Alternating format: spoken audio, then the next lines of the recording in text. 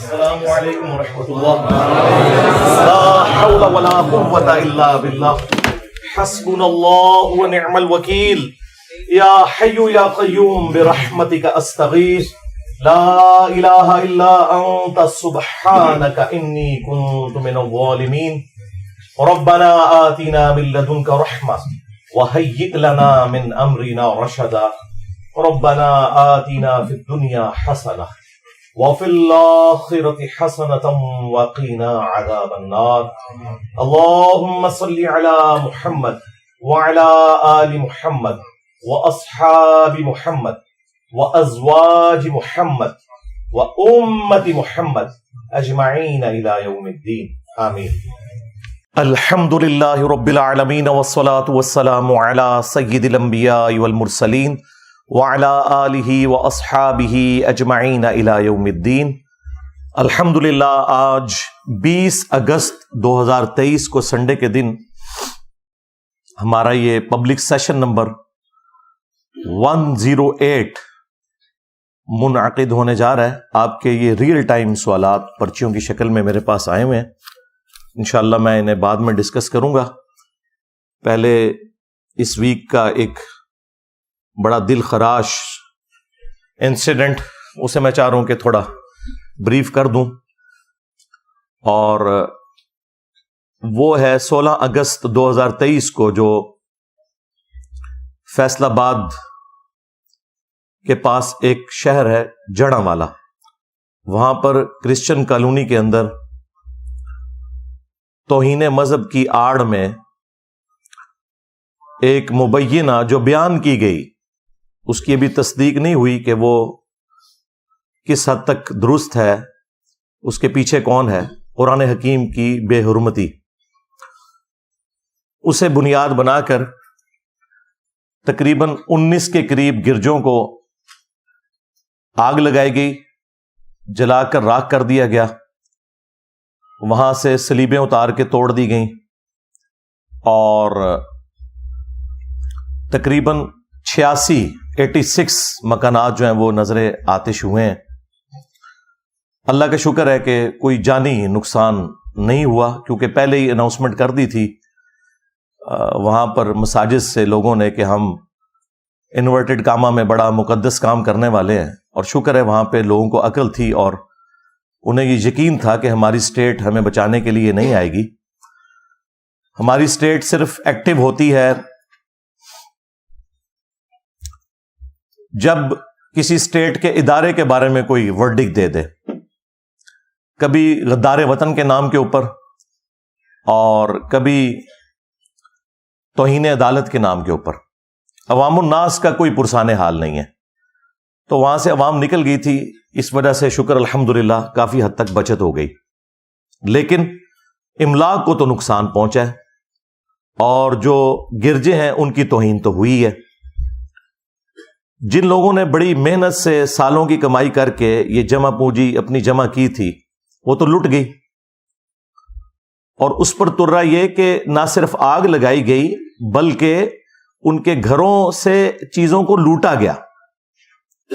کسی کا زیور تھا تو وہ بھی نہیں مل رہا، یعنی ایک قسم کا آپ سمجھ لیں کوئی میدان جنگ انہوں نے بنا لیا تھا اسے. اور جو لوگ وہاں نعرے لگا رہے تھے لبیک یا رسول اللہ کے، تو یہ رسول اللہ صلی اللہ علیہ وآلہ وسلم کی تعلیمات کا مذاق اڑانے کے مترادف ہے. آپ صلی اللہ علیہ وآلہ وسلم کی تو ایسی کوئی تعلیمات نہیں ہے. خیر، وہ نعرے لگانے سے کم از کم عوام الناس کو پتہ چل گیا یہ کون سی پارٹی ہے، کن سے موٹیویٹڈ لوگ ہیں. ہمارے جو آئی جی پنجاب ہیں ڈاکٹر عثمان صاحب حفظہ اللہ تعالی، نیک سیرت انسان ہے، اچھے انسان ہیں، ہر جگہ اس طرح کے مواقع کے اوپر وہ پہنچتے ہیں. اس موقع پہ بھی وہاں پہ پہنچے وہ، اور انہوں نے ایک بڑی حیران کن بات بتائی جو میرے لیے بڑی اسٹانشنگ تھی. وہ کہنے لگے کہ پولیس انہیں روکنے میں اس لیے ناکام ہوئی ہے کہ 6000 کے قریب مجمع بیک اپ میں تیار تھا جس نے وہاں پہ حملہ کرنا تھا، اور ہمارے پاس اتنی نفری نہیں تھی. اگر ہم کنفرنٹ کرتے تو زیادہ نقصان ہوتا.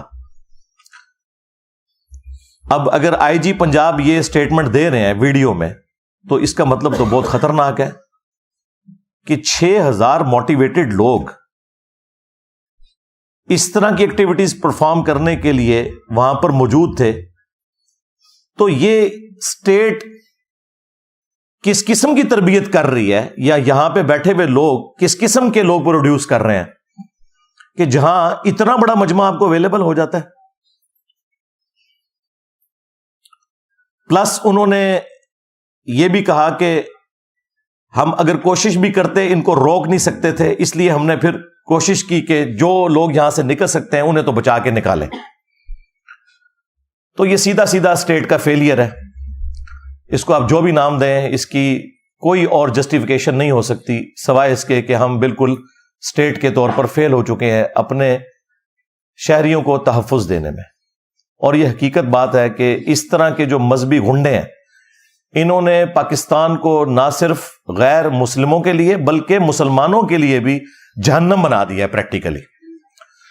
اور ان کا علاج میرے پاس ہے، وہ انشاءاللہ میں نے برین سٹارمنگ کرنے کے بعد 3 نکاتی ایجنڈا رکھا ہوا ہے، وہ میں انشاءاللہ اینڈ پہ بتاؤں گا کہ ان کا علاج کیا ہے، جو اب کرنے کی ضرورت پڑ گئی ہے، ورنہ یہ معاملات اب رکنے کے نہیں ہیں.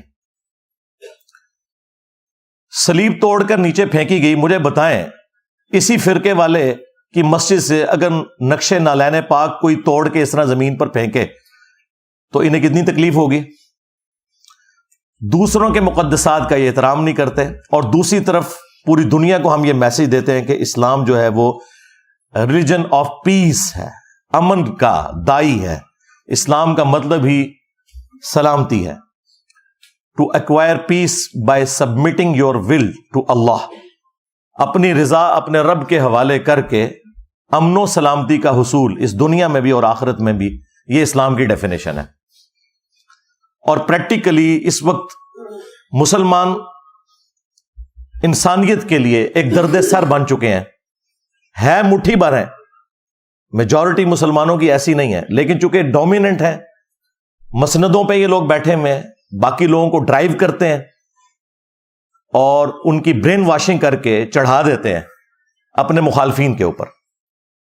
یہاں پہ بھی جو تفصیلات آئی ہیں وہ یہ ہے کہ آلموسٹ صبح 5 بجے کے قریب چند صفحات قرآن کے ایک صحافی کوئی وہاں سے کوئی فیمیل گزر رہی تھی، انہوں نے آبزرو کیے، ان کے اوپر ریڈ انک کے ساتھ کچھ گستاخانہ کلمات بھی لکھے تھے قرآن کے صفحات کے اوپر، اور ساتھ کچھ کرسچنز کی تصویریں سٹیپل ہوئی ہوئی تھیں.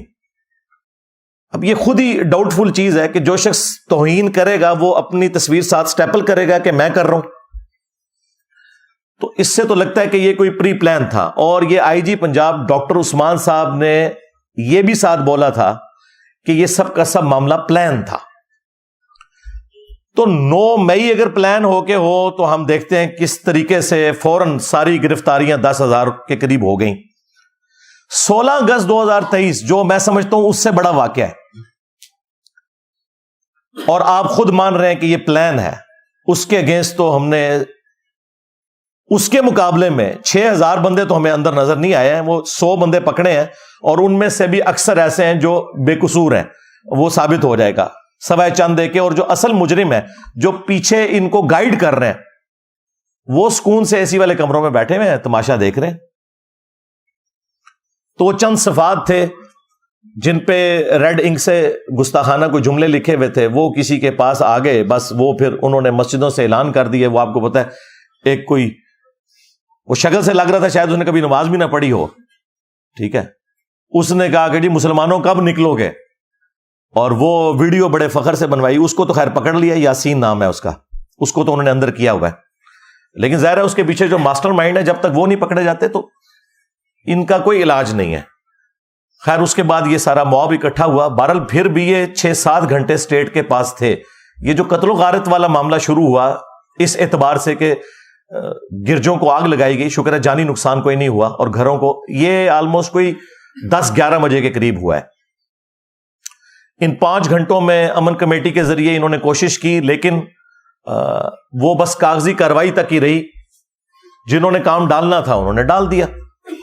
اور اب آپ دیکھ رہے ہیں کہ ہمارے جو نیکسٹ ہونے والے چیف جسٹس صاحب ہیں قاضی فائز عیسیٰ حافظہ اللہ تعالی، وہ بھی وہاں پہ پہنچے ہوئے تھے. فیض آباد دھرنے کے اوپر جو قاضی فائز عیسیٰ نے فیصلہ تحریر کیا تھا ان دھرنوں کے بارے میں، ان مذہبی جنونی لوگوں کے بارے میں، خصوصاً اسی جماعت کے بارے میں جس کو اس وقت کی اسٹیبلشمنٹ نے اس وقت کی پولیٹیکل گورنمنٹ کو کمزور کرنے کے لیے یوز کیا، اگر اس فیصلے کے اوپر عمل ہوا ہوتا تو یہ دن ہمیں نہ دیکھنے پڑتے۔ چلیں اب تو ڈرائیونگ پوسٹ پہ آنے والے ہیں قاضی فائز عیسیٰ صاحب، ہم امید کرتے ہیں کہ جو ان کی خواہشات ہیں مختلف بیانات کے ذریعے پبلک میں آتی رہتی ہیں، تو اب پریکٹیکلی اس سیٹ پہ بیٹھیں گے تو انصاف دیں گے، اور انصاف ہو، ڈیٹرنس قائم ہو تو پھر نیکسٹ واقعات رکیں گے۔ لیکن تاریخ یہ ہے کہ آج تک کسی بھی واقعے کا کوئی اینڈ رزلٹ اس حوالے سے نہیں نکلا کہ کسی کو سزا ملی ہو۔ آج سے آلموسٹ 10 سال پہلے 2013 کے اندر بھی جوزف کالونی والا ایک ایشو ہوا تھا جس میں اس سے بڑی تباہی ہوئی تھی، 1000 کے قریب گھر جل گئے تھے۔ اس میں 115 بندے فائنل نامینیٹ ہوئے تھے، ثابت بھی ہو گیا کہ یہ لوگ شامل تھے، لیکن بڑی عدالتوں میں جا کے وہ چھوٹ گئے اس وجہ سے کہ ان کے مخالفین جو ہیں انہوں نے جو شواہد والا معاملہ ہے اس میں جا کے کمزوری دکھائی۔ ظاہر ہے سب کو اپنی جان عزیز ہے، انہوں نے پھر ان مجرمین کو پہچاننے سے انکار کر دیا جو کہ واقعی مجرمین تھے۔ میرا خیال ہے کہ آج کے اس ماڈرن دور کے اندر جب سی سی ٹی وی کیمرہ کے اندر سب کچھ ریکارڈنگ موجود ہے اور آپ نادرا کے آن لائن ریکارڈ کے ذریعے بالکل اسپیسیفائی کر سکتے ہیں کہ کلپریٹ کون ہے، تو یہ شواہد والا معاملہ چھوڑیں ہیں، اب تو اس سے بات آگے جا چکی ہے۔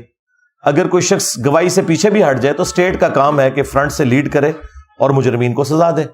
تو وہ 115 لوگ باعزت رہا ہو گئے، تو مجھے بتائیں جب وہ رہا ہوئے ہیں تو پھر دوبارہ جب ان کو موقع ملے گا تو دوبارہ وہ اپنی جنت پکی کروانے کے لیے اس قسم کی ایکٹیویٹی پرفارم کریں گے۔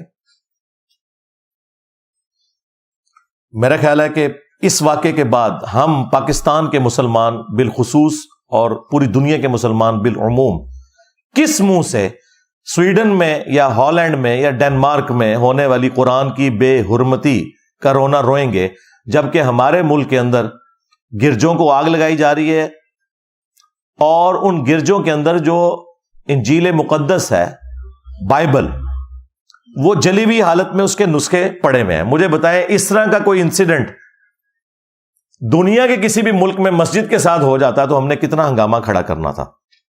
پاکستان میں تو آپ چھوڑ دیں۔ تو کیا وہ اللہ کی کتاب نہیں ہے؟ ٹیمپر ہونے کے باوجود قابل احترام تو ہے۔ ہمارا ایمان ہی مکمل نہیں ہوتا جب تک کہ ہم الہامی کتابوں کے اوپر ایمان نہ لے آئیں۔ اسلام کے نزدیک جیزس کرائسٹ عیسیٰ ابن مریم علیہ السلام کا کفر کرنے والا بھی اتنا ہی بڑا کافر ہے جتنا محمد رسول اللہ صلی اللہ علیہ وآلہ وسلم کا انکار کرنے والا ہے۔ عیسیٰ ابن مریم مسلمانوں کے ایمان کا حصہ ہے، ان کی محبت۔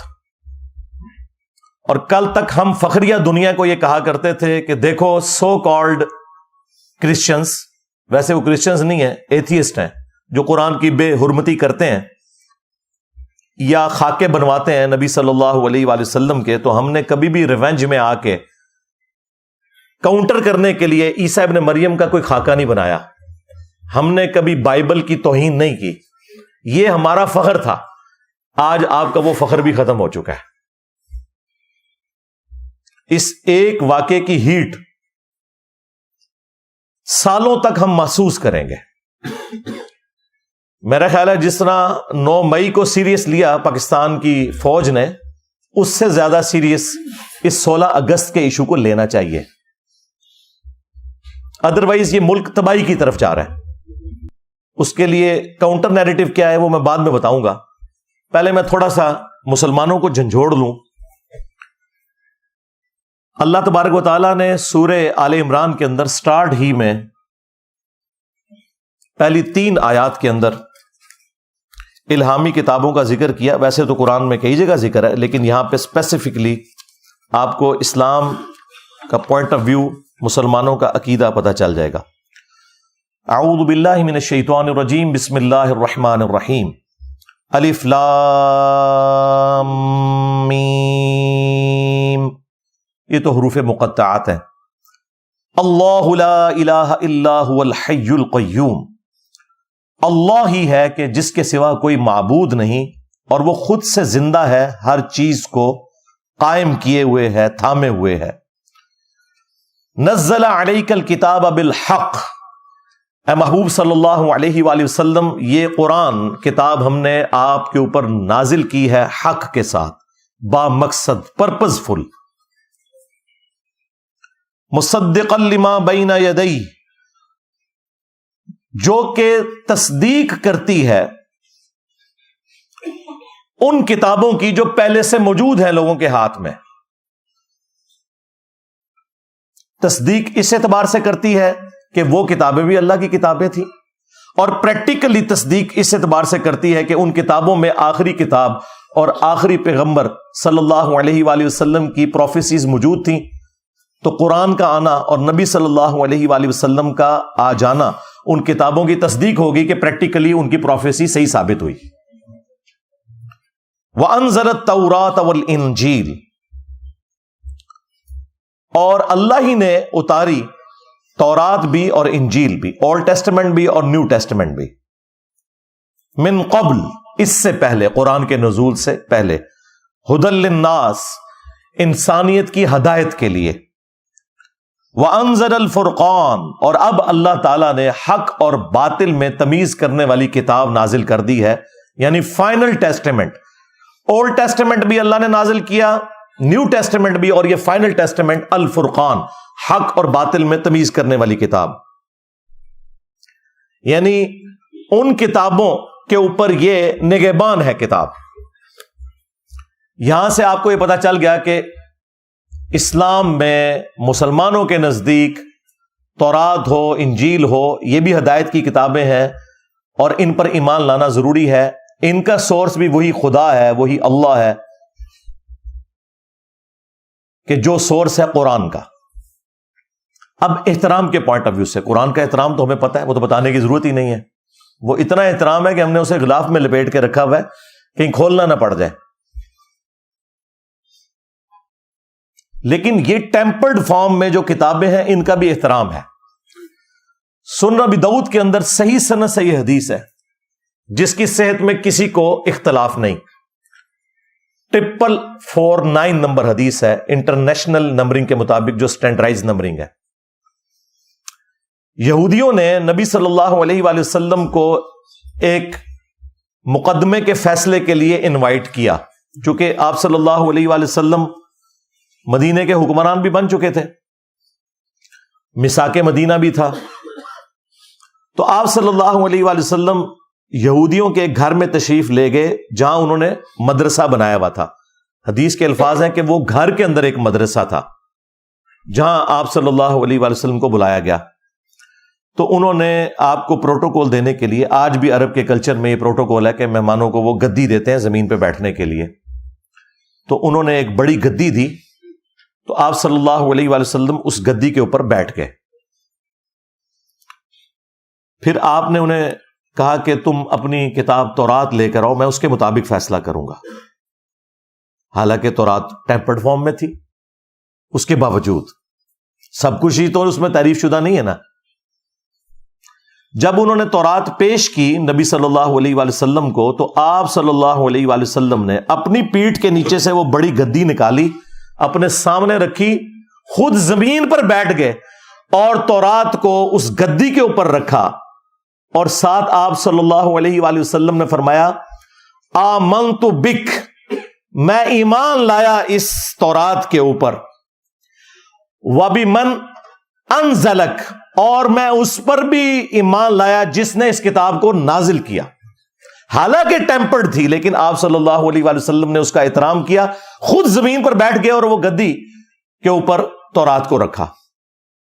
اس سے بڑی کوئی دلیل نہیں ہو سکتی کہ ہم نے دوسری الہامی کتابوں کا بھی احترام کرنا ہے۔ اور پھر آپ علیہ السلام نے ایک مقدمے کا فیصلہ اس میں کیا، وہ رجم کی سزا والا ایشو تھا۔ بہرحال یہ حدیث مسلمانوں کے لیے ایک لمحہ فکری ہے کہ آپ کے نبی صلی اللہ علیہ وآلہ وسلم تو تورات کا احترام کر رہے ہیں، اور اس نبی کی محبت میں لبیک یا رسول اللہ کے نعرے لگاتے ہوئے آپ لوگ تورات اور انجیل کو آگ لگا رہے ہیں. کیونکہ اس وقت جو بائبل ہے نا، کنگ جیمز ورژن جو اس وقت دنیا میں چل رہا ہے، وہ انجیل مقدس، وہ اکٹھی چھپتی ہے. جو بائبل سوسائٹی انارکلی لاہور والے پرنٹ کرتے ہیں، اس کے باہر لکھا ہوتا ہے بائبل مقدس، لیکن اس میں وہ ساری ہیں، اولڈ ٹیسٹمنٹ بھی ہوتا ہے، نیو ٹیسٹمنٹ بھی، اور حضرت داؤد علیہ السلام کے صحائف اور باقی ساری چیزیں اس میں شامل ہوتی ہیں. وہ جلے ہوئے نسخے آپ کے سامنے، بلکہ وہ 1-2 دن تک وہ سارے کا سارا ملبہ وہاں پہ جلتا رہا. اور دوسری طرف ہم جو ہے وہ اللہ اور اس کے محبوب صلی اللہ علیہ وآلہ وسلم کے ساتھ وفاداری کا دم بھرتے ہیں، اور ہمارے کرتوت یہ ہیں. اسلام نے تو انسانیت کا سبق دیا ہے. سورۃ المائدہ کی آیت نمبر 32 میں اللہ تبارک و تعالیٰ نے فرمایا کہ 2 استثناء ہیں. نمبر 1 قتل کے بدلے قتل، اور نمبر 2 فساد فی الارض. اس کانٹیکسٹ میں کسی مجرم کو قتل کرنا. یہ 2 ایکسیپشنز چھوڑ کر جس نے کسی انسان کو قتل کیا، گویا اس نے پوری انسانیت کا قتل کر دیا.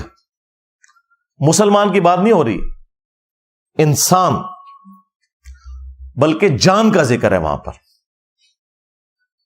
شکر ہے انسان کا ذکر نہیں، ورنہ کہنا تھا کہ انہوں نے ہم تو غیر مسلموں کو انسان نہیں مانتے.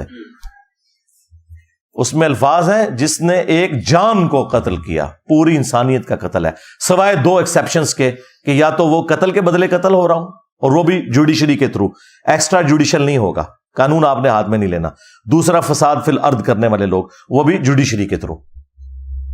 تو ایک جان کا قتل پوری انسانیت کا قتل. اور ساتھ ہی فرمایا کہ جس نے ایک جان کو بچایا گویا اس نے پوری انسانیت کو بچا لیا.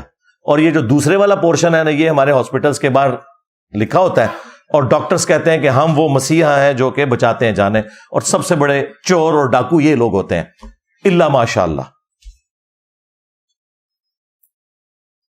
اور صحیح بخاری میں حدیث ہے کہ اللہ کے محبوب صلی اللہ علیہ وآلہ وسلم نے فرمایا، جس نے ایک ذمی غیر مسلم کو جو مسلم اسٹیٹ کے اندر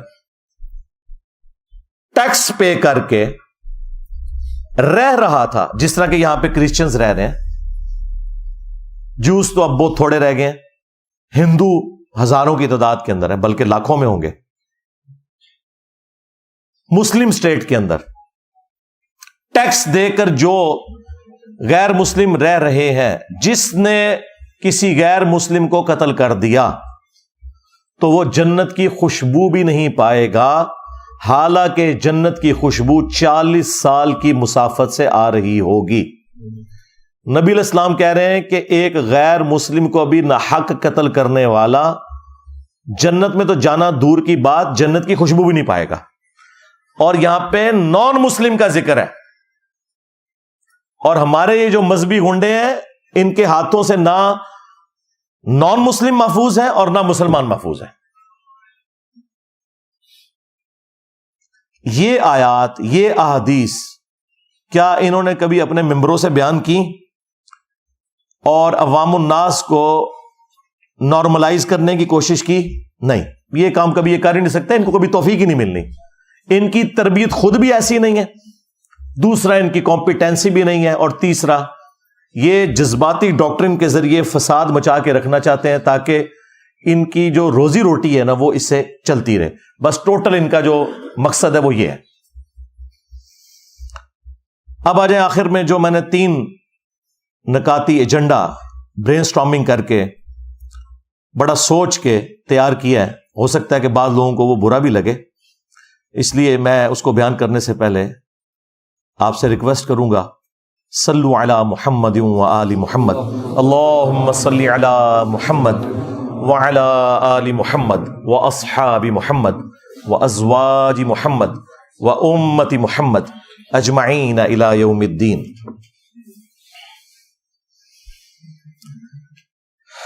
علمی پوائنٹ نمبر 1، یا آپ کہہ لیں کہ کاؤنٹر نیریٹو کا جو پوائنٹ نمبر 1 وہ ہے فوری انصاف.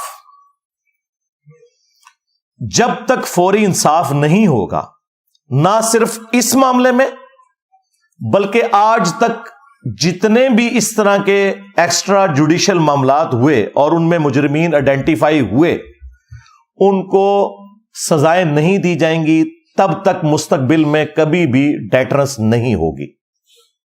اس سے بھی آسان الفاظ میں سمجھاتا ہوں کہ جس طرح ہماری عدالتیں توہین عدالت کے مسئلے میں بڑی سینسٹیو ہیں، اور ہمارے ریاستی ادارے حب الوطنی کے نام کے اوپر کسی کو غدار وطن جب کہہ رہے ہوتے ہیں اور وہ سمجھ رہے ہوتے ہیں، اس معاملے میں جتنے وہ سینسٹیو ہیں، یا ابھی حالیہ جو یہ 9 مئی والا واقعہ ہوا، اس کے اوپر جتنے سینسٹیو ہیں، اور فوراً وہ سارے کے سارے معاملات انہوں نے طے کر لیے ہیں کہ اب یہ بھی ہوگا، یہ بھی ہوگا، وہ بھی ہوگا، اور سینٹ سے بھی انہوں نے اب فائنل اپروول کروا لی ہے، اور کتنی انہوں نے ایکٹس کے اندر تبدیلیاں کروا لی ہیں.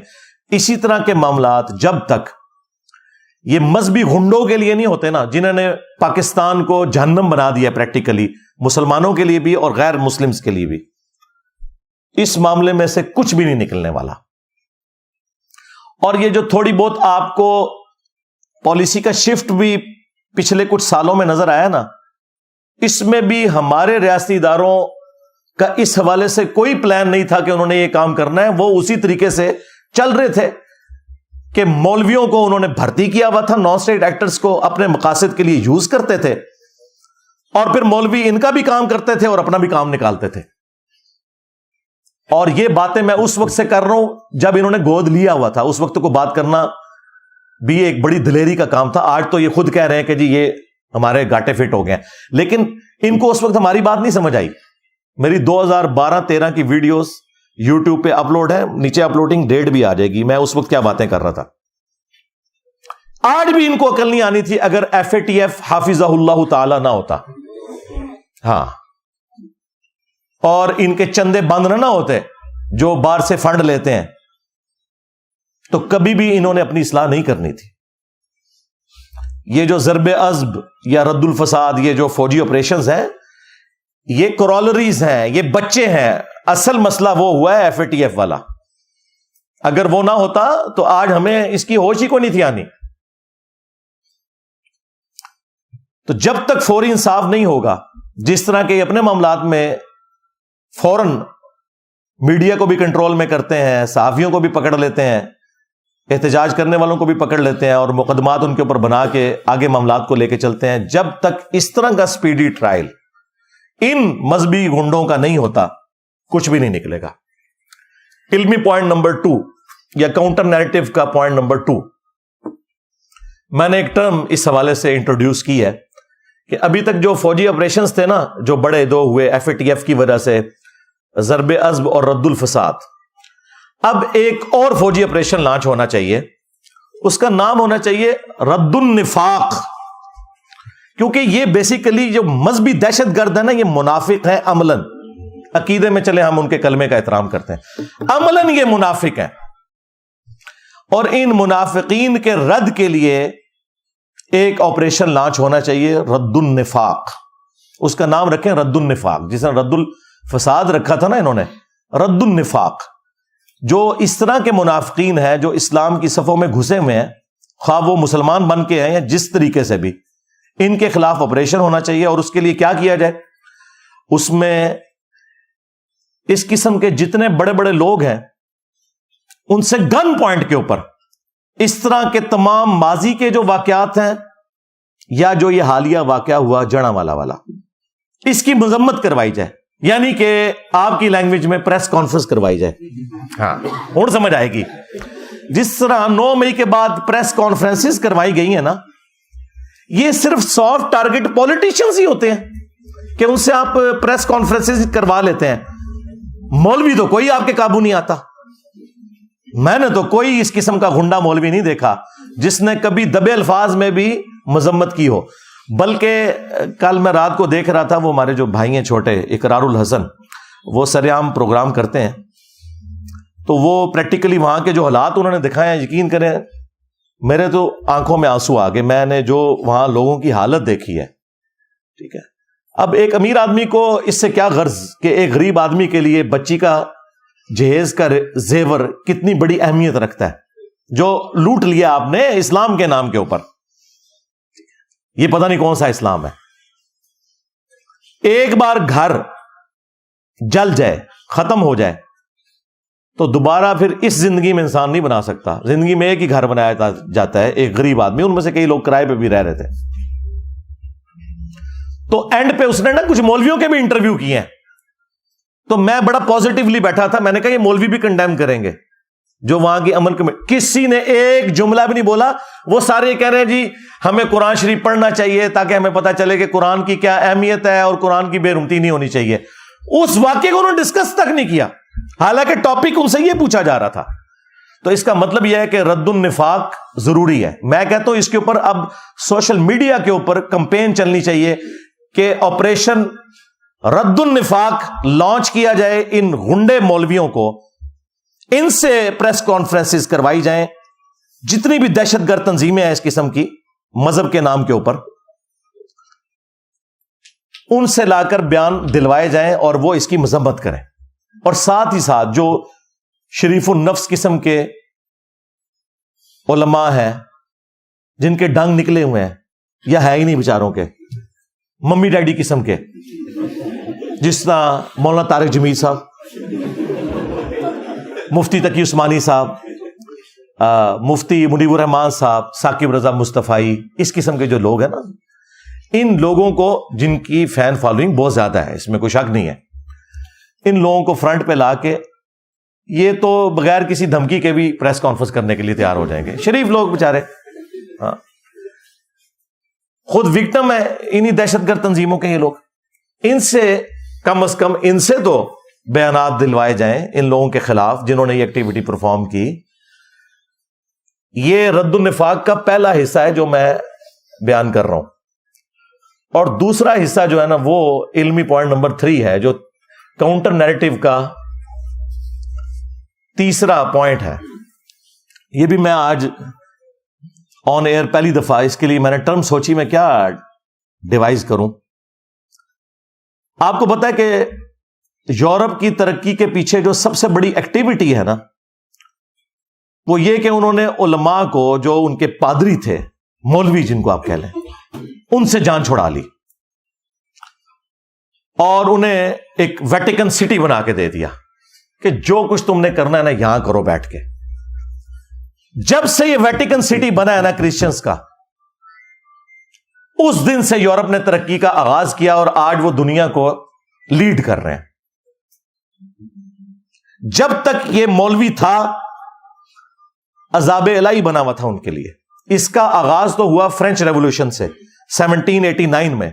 آپ ذرا فرینچ ریولوشن کی تاریخ پڑھیں تو آپ کو پتا چلے گا یہ جو اس وقت دنیا میں آپ ڈیموکریسی کی بہاریں دیکھ رہے ہیں نا, میں اس ڈیموکریسی کے اس حصے کو تو غلط سمجھتا ہوں جس میں حلال اور حرام کا فیصلہ کثرت رائے سے ہو, لیکن میں بات کر رہا ہوں اس ڈیموکریسی کی جس میں آپ حلال و حرام کا فیصلہ قرآن و سنت سے کرتے ہیں, اور جو حلال کے دائرے کے اندر چیزیں ہیں وہ آپ کثرت رائے سے کرتے ہیں. بہرحال یہ جو برکات آج آپ دیکھ رہے ہیں نا, اس کا آغاز فرینچ ریولوشن سے ہوا ہے. اس سے پہلے انسانوں کے غلام تھے امپائرز کی شکل میں. نبی صلی اللہ علیہ وآلہ وسلم نے جو ریولوشن برپا کی خلافت راشدہ کے دور کے اندر, تو وہ بڑے اچھے طریقے سے چلی, لیکن بعد میں پھر ایک سپر پاور ہم بھی بن گئے اور بنو امیہ اور بنو عباس یہ بھی امپائرز کھڑی ہو گئی, اور پھر وہی سلسلے شروع ہو گئے جو رومنز کے تھے, پرشینز کے تھے. فرینچ ریولوشن جو آئی ہے اس نے پہلی دفعہ وہ آپ سمجھ لیں کلٹ توڑا. وہاں پہ بھی جو پادری تھے وہ کیا کرتے تھے, وہ چندے عوام سے بٹورتے تھے, کچھ شہنشاہ کو کھلاتے تھے اور کچھ اپنے چرچز کے اوپر اور اپنی ذات کے اوپر لگاتے تھے, اور یہ سلسلہ چل رہا تھا. پھر عوام کو وہاں ہوش آئی اور انہوں نے کہا کہ یار ان مولویوں سے جان چھڑاؤ, اور پھر ان ساروں کو پھانسیاں دی گئی ہیں, حتیٰ کہ شہنشاہ بھی اور وہ بھی. اور یہ پہلا اس ماڈرن دور کے اندر جو پہلا آپ سمجھ لینا ایک مائل سٹون ہے وہ فرینچ ریولوشن ہے 1789. پھر اس کے بعد آہستہ آہستہ یہ چیز پھیلتی چلی گئی. پھر ہم نے دیکھا کہ رشین امپائر بھی ٹوٹ گئی, وہاں پہ بھی کمیونزم کا انقلاب آیا. ٹھیک ہے, اس میں کچھ چیزیں کباہتے تھیں لیکن اوور آل معاشرے کے لیے تو وہ اچھی چیز تھی. اور سلطنت عثمانیہ بھی ٹوٹی. ہمیں صرف پتہ ہے سلطنت عثمانیہ ٹوٹی ہے. بھائی سلطنت عثمانیہ ان سب سلطنتوں میں چھوٹی تھی جو ٹوٹی ہے. گریٹ برٹن ٹوٹ گیا, جو انسانی تاریخ میں سب سے بڑی حکومت, جہاں سورج ہی غروب نہیں ہوتا تھا. اتنی بڑی حکومت تو کبھی بھی کسی نے نہیں کی ہے, نہ منگولوں نے کی نہ مسلمانوں نے کی جو گریٹ برٹن کی تھی. یعنی پورا سب کانٹیننٹ ان کے پاس تھا, اندازہ کریں. اور ادھر سے آسٹریلیا اور وہ سارے علاقے اور پھر افریقہ تک ان کی حکومت وہ بھی ٹوٹ گئی. جرمنی کی حکومت بھی ٹوٹی. یہ ساری کی ساری امپائرز ٹوٹنا شروع ہوئی, لیکن آغاز ہوا فرینچ ریولوشن سے. اور اس کو اگر آپ سٹڈی کریں گے تو آپ کو پتا چلے گا وہاں بھی مسئلہ مولوی تھا.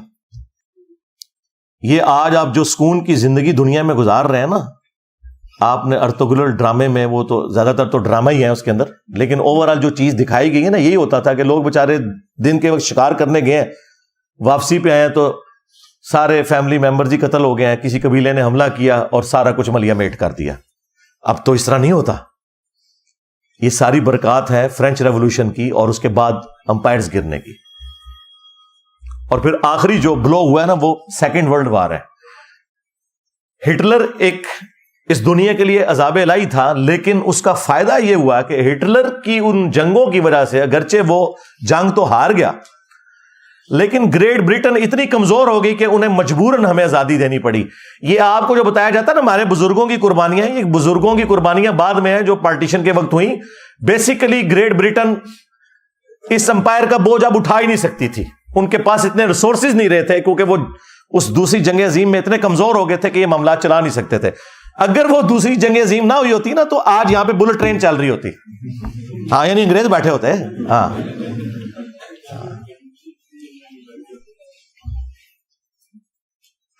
تو یہ سارے کے سارے جو معاملات ہوئے, تو میں نے وہ بات اس سے سٹارٹ کی تھی کہ یہ مولویوں کو جب انہوں نے نکالا نا, ترقی کی ہے, تو میرا یہ مطالبہ ہے, یہ کاؤنٹر نیریٹو میں پوائنٹ نمبر 3 ہے کہ ویٹیکن سٹی کے طرز کے اوپر ایٹ لیسٹ پاکستان میں ایک مولوی سٹی بنانا چاہیے. اس کا نام بھی مولوی سٹی ہو. اور یہ تو فخری اپنے آپ کو مولوی کہتے ہیں نا, مولوی بہت آنریبل لفظ ہے. ہمارا محبوب, ہمارا آقا مولانا, ہم نبی الاسلام کے لیے بھی درود شریف میں اللہم صلی علی سیدنا و مولانا استعمال کرتے ہیں. اللہ کے لیے بھی ہوتا ہے انت مولانا, لیکن وہ پھر اور معنوں میں ہو جائے گا, وہ تو الٹیمیٹ معنی ہے. لیکن یہاں پہ تو مولوی سٹی بنایا جائے جسٹ لائک ویٹیکن سٹی, اور اس طرح کے سارے مولوی وہاں پہ بھیج دیے جائیں. میں نہیں کہتا کہ انہیں آپ پھانسی چڑھائیں, وہاں انہیں رکھیں, ساری فیسلٹیز دیں ان کو, اور جو جو بندہ اس کے لیے کوالیفائی کرتا ہے نا, اسے وہاں پہ یہ رکھنا شروع کر دیں. اور آپ دیکھیں گے کچھ عرصہ تک تو یہ معاملات خراب رہیں گے, لیکن پھر بہتری آنا شروع ہو جائے گی. آج آپ کو جو ویٹیکن سٹی میں بیٹھے ہوئے پاپ اور اس کے جو حواری ہیں, ان کے اندر جو اتنی سادگی اور یہ چیزیں سب کچھ نظر آ رہی ہے نا, اس وجہ سے کہ ڈنگ نکل گیا ہے. ورنہ یہ ساری صلیبی جنگیں مسلمانوں کے خلاف انہی مولویوں نے کی ہوئی تھی, پادریوں نے. یہ پوپ جو آج کل اتنے منکسر المزاج ہیں کہ وہ غریب لوگوں کے پاؤں دھو رہے ہوتے ہیں یہ بتانے کے لیے کہ ہمارے اندر کتنی عاجزی ہے, یہ وہ لوگ ہیں جنہوں نے صلیبی جنگیں کروائی ہوئی ہیں. پوری دنیا کا امن ان لوگوں نے برباد کیا ہے. خدا بھلا کرے, جب یہ ویٹیکن سٹی بنا ہے نا, اس کے بعد سے یورپ نے ترقی کی اور دنیا میں سکون آیا. میں بھی یعنی اس وقت پریکٹیکلی تو آرمی چیف سے ہی کہوں گا, اس کی وجہ یہ ہے بدقسمتی ہے ہماری. یہ ساری باتیں تو ہمیں پرائم منسٹر سے کرنی چاہیے, لیکن ایک ریالٹی ہے کہ پاکستان میں فوج کی ایک پاور ہے, اور جو کو تھوڑی بہت آپ کو کچھ عرصہ پہلے کمزوری نظر آ رہی تھی, تو وہ آپ نے دیکھا ہے وہ اب کس طریقے سے سامنے آئے. تو ٹھیک ہے, کوئی عوام کے لیے بھی سوچیں. اس وقت تو آرمی اتنی اسٹرانگ ہوئی ہوئی ہے کہ جو سیاسی جماعتیں ہیں وہ بھی اب پیچھے ہٹی ہوئی ہیں, اور جو ایک کوئی جماعت تھی وہ اس کے بھی سارے لیڈرز انہوں نے گرفتار کر کے جو کچھ کر دیا. اس میں ان کا بھی قصور ہے, کیونکہ وہ لوگ خود پہلے یہی کچھ تھے. جس طرح نواز شریف صاحب جب تک نکالے نہیں گئے تھے اس وقت اسٹیبلشمنٹ کی گود میں تھے. جب نکالے گئے تو ووٹ کو عزت دو. عمران خان صاحب نے جو اپنے مخالفین کے ساتھ کیا اسٹیبلشمنٹ کے ساتھ مل کے, جو جو شرمناک حرکتیں کی, آج وہ بھگت رہے ہیں. ہم اس وقت بھی کہتے تھے کہ یہ آپ کے ساتھ بھی یہ کچھ ہوگا, اور میں نے اس وقت بھی کہا تھا اس وقت ہم آپ کے لیے آواز اٹھائیں گے جس طرح آج آپ کے مخالفین کے لیے اٹھا رہے ہیں, اور الحمدللہ اٹھائی. بہرحال عمران خان صاحب بھی آج کل بڑے نظریاتی ہوئے ہیں, تو پریکٹیکلی اس وقت فوج ظاہر ہے ڈرائیونگ سیٹ کے اوپر ہے, پہلے بھی تھی اب تو بہت زیادہ آ گئی ہے. تو یہ نیکی کا کام کرتے ہیں. یہ 3 جو میں نے پوائنٹس دی ہیں, نمبر 1 عدل و انصاف والا. اب تو خیر یہ ان کا بڑا آپس میں انڈرسٹینڈنگ بھی بہت ہے, قاضی فائز عیسیٰ کی اور آرمی چیف کی, یعنی یہ پہلے سے انڈرسٹینڈنگ ان کی. اور ڈگنیٹی والا انسان ہے فائز عیسیٰ, وہ ہمارے سامنے موجود ہیں. اور وہ فوری انصاف والا جو میں نے 3 پوائنٹس بتائے تھے, نمبر 1 فوری انصاف, نمبر 2 رد النفاق, یہ تو فوج کے کرنے کا کام ہے رد الفساد کی طرح, اور نمبر 3 مولوی سٹی کا قیام. ہاں, فوراً سے پہلے عمل میں لایا جائے. یہ عوام کا درینہ مطالبہ ہے کہ ویٹیکن سٹی کی طرز کے اوپر ایک مولوی سٹی بنایا جائے. یار میں نہیں کہتا انہیں بلوچستان میں پھینکے, ویسے جگہ تو زیادہ وہاں ہے اور قابل بھی اس جگہ کے ہیں یہ, ہاں, لیکن چلو ان کو ناردرن ایریا میں یار کوئی اچھی سی فیسلٹی دے دیں, وہاں پہ بھی کوئی نہ کوئی جگہ نکل آئے گی. اس قوم کی جان چھڑائے, انہوں نے جہنم بنا دیا ہے اس ملک کو, مسلمانوں کے لیے بھی اور غیر مسلموں کے لیے بھی. ٹھیک ہے, ہاں جو اچھے لوگ ہیں ہم ان کی تعریف کرتے ہیں, وہ تو ٹھیک ہے, ان کو رہنا چاہیے. لیکن جو اس قسم کے غنڈے ہیں, ان سے عوام کی جان فوج ہی چھڑوا سکتی ہے. پھر ظاہر اس کے لیے آرمڈ کنفلکٹ ہوگا, یہ ذہن میں رکھیے گا. اتنی جلدی یہ لوگ اپنی جان نہیں چھوڑیں گے. اسلام کو بھی مجبوراً تلوار اٹھانی پڑی ہے. رومنز اور پرشینز کو اکھاڑنا کوئی آسان کام تھا, بدماش کو اپنی پوسٹ چھوڑتا ہے. اور اس طرح کا جو آرمڈ کنفلکٹ ہے وہ بالکل جائز ہے. بلکہ وہ اگلے دن آرمی چیف نے تقریر میں خوارج کی ٹرم استعمال کی ہے مذہبی دہشت گردوں کے لیے. لیکن یہ بھی خوارج ہیں جن کو آپ اپنا ایسٹ سمجھے ہوئے ہیں, یہ بھی خوارج ہی ہیں. ہاں, ان کو اپنا ایسٹ نہ آپ لوگ سمجھیں, یہ بھی مصیبت بنے ہوئے ہیں. یہ تو نہیں کہ جب اے پی ایس پہ حملہ ہوگا تو پھر ہی کوئی ایکٹیویٹی پرفارم ہوگی. یہ عوام کو تو کاٹ رہے ہیں اتنے عرصے سے. تو یہ مولوی سٹی کا قیام بہت زیادہ ضروری ہے, اور عام کنفلکٹ ہو تو ضرور ہو. آپریشن رد النفاق کے نام سے لانچ کیا جائے. اور اللہ تعالیٰ نے سورۃ الحج میں آیت نمبر 40 میں ارشاد فرمایا کہ اگر اللہ تعالیٰ بعض لوگوں کو بعض سے ٹکروا کر, یعنی جنگوں کا معاملہ نہ کرتا, تو کوئی خانقاہ, کوئی گرجا,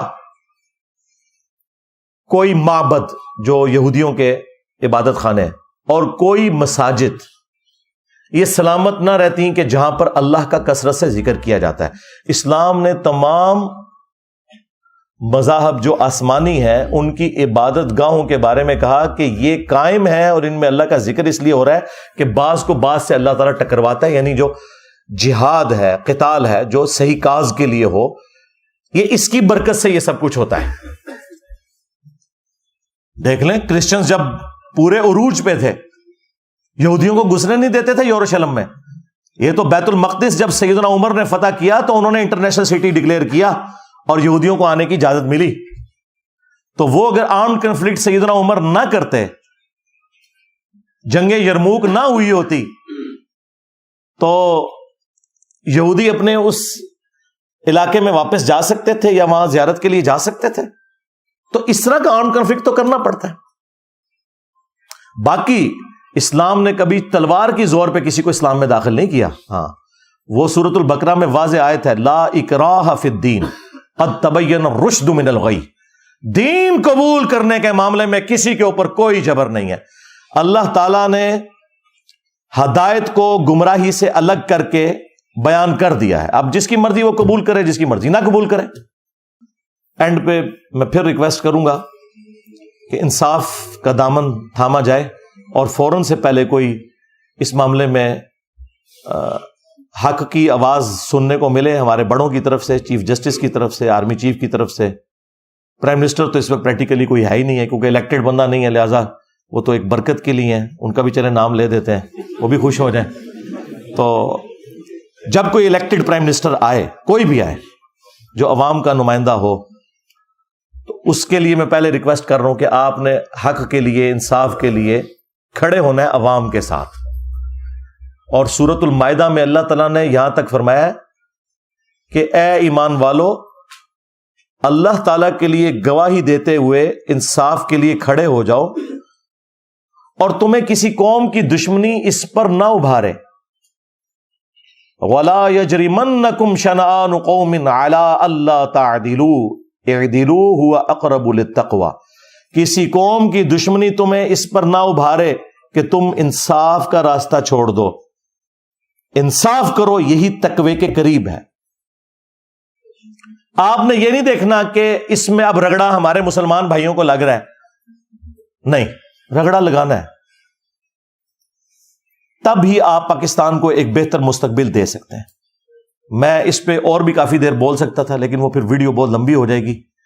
لیکن میں نے اتنی بات کی ہے کہ جو عوام الناس تک پہنچے اور بڑوں تک پہنچے، اور سوشل میڈیا کے ذریعے یہ آواز بلند ہو کہ اب پاکستان کو جو آپ لوگوں نے جہنم بنایا ہوا ہے، خدا کے لیے ان لوگوں سے ہماری جان ہمارے بڑے چھڑوائیں. اور کاؤنٹر نیریٹو بھی میں نے دے دیا ہے. یعنی لوگ کہتے ہیں کہ صرف لوگ چیختے ہیں، میں تو ہر کریٹیکل ٹاپک کے اوپر بولتا ہوں، پھر کاؤنٹر نیریٹو بھی اور اس کا سولوشن بھی دیتا ہوں. اینڈ پہ ہم دعا کرتے ہیں پاکستان کے لیے بالخصوص، اور باقی مسلم امت کے لیے بالعموم، اور باقی پوری انسانیت کے لیے بالعموم، کہ اللہ تعالیٰ اس دنیا کو رہنے کے قابل جگہ بنائے. اللہم انی اسألک بانک انت اللہ لا الہ الا انت الاحد الصمد الذی لم یلد ولم یولد ولم یکن له کفوا احد والہکم الہ واحد لا الہ الا هو الرحمن الرحیم الف لام میم اللہ لا الہ الا هو الحی القیوم. اللہم صلی علی محمد وعلی آل محمد. اللہم ربنا آتنا فی الدنیا حسنہ وفی الآخرۃ حسنۃ وقنا عذاب النار. ربنا آتنا من لدنک رحمہ وہیئ لنا من امرنا رشدا. اللہم احسن عاقبتنا فی الامور کلہا وَأَجِرْنَا مِنْ خِزْيِ الدُّنْيَا وَعَذَابِ الْآخِرَةِ. اے اللہ، جن جن بھلائیوں کا سوال تیرے محبوب صلی اللہ علیہ وآلہ وسلم نے تجھ سے کیا، ہمارے حق میں، ہمارے ماں باپ کے حق میں، پوری امت کے حق میں قبول و منظور فرما. خصوص بالخصوص اے اللہ کشمیر میں، انڈیا میں، فلسطین میں، چائنا میں، افغانستان میں، شام میں، عراق میں، یمن میں، جہاں کہیں بھی مسلمان پاکستان کے اندر بھی کس پرسی کی زندگی گزار رہے ہیں، غیب سے ان کی عزت، آبرو، جان و مال کی حفاظت فرما. اے اللہ خصوص بالخصوص ہمارے ملک پاکستان کی خیر فرما، اسے اندرونی اور بیرونی خطرات سے محفوظ فرما، اسے رہنے کے قابل بنا. اے اللہ اسے ترقی عطا فرما، اور یہاں پر یہ جو مذہبی گنڈے ہم پر مسلط ہوئے ہیں، اے اللہ ان کے شر سے ہماری جان چھڑا، اور پاکستان کو مسلمانوں کے لیے بھی، غیر مسلموں کے لیے بھی ایک امن کا گہوارہ بنا. اے اللہ حاضرین کے دلوں میں جو جو نیک اور جائز دعائیں ہیں قبول و منظور فرما. اے اللہ جو مسلمان فوت ہو چکے ہیں ان کی مغفرت فرما، جو زندہ ہیں انہیں قبر و آخرت کی تیاری کرنے کی توفیق عطا فرما. اے اللہ تمام مسلمانوں کی تمام دینی، دنیاوی، جسمانی، روحانی، ظاہری، باطنی پریشانیاں، تکلیف، مصیبتیں، دکھ درد، بیماریاں، دشواریاں دور فرما. سبحان ربک رب العزت عما یصفون وسلام علی المرسلین والحمد للہ رب العالمین وصلی اللہ علی النبی الکریم وعلی آلہ واصحابہ اجمعین الی یوم الدین. آمین.